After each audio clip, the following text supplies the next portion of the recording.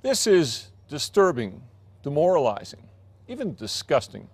A paperwork foul-up that has a DA and a judge pointing fingers at each other has given a woman accused of driving drunk and killing her niece a huge break in another DWI case, a break that could save her years of prison time. Here's Katie Kim on special assignment.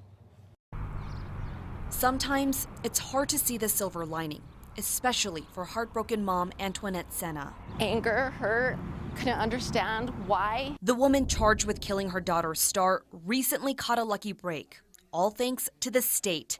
We first introduced you to Christina Montoya in February. Were you drunk that night? No, at all. Christina showed no hesitation, claiming she was not drunk in the early morning hours of February 1st, 2013, when her car flew down an embankment off I-25 near TRC.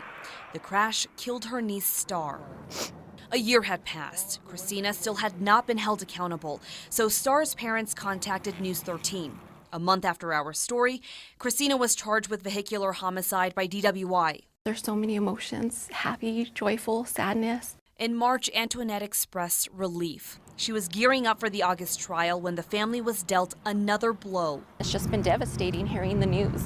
Christina was facing 10 years in prison if convicted of vehicular homicide because she already has a DWI conviction on her record.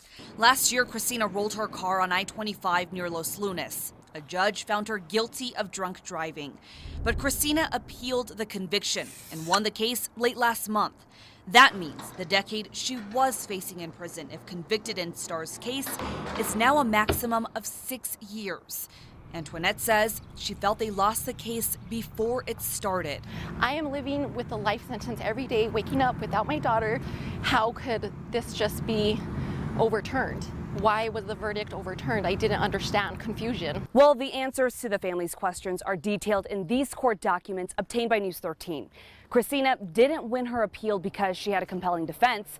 She won because prosecutors failed to show up to the trial, and the district court judge had no other choice but to dismiss the case. And there's no excuse for the district attorney and whoever else not to show on that appeal date. So important. Valencia County District Attorney Lemuel Martinez would not do an on-camera interview, but says there is a reason his prosecutors were a no-show. He says his office wasn't given notice of the trial date. The judge's office disagrees, saying it sent this notice a week in advance.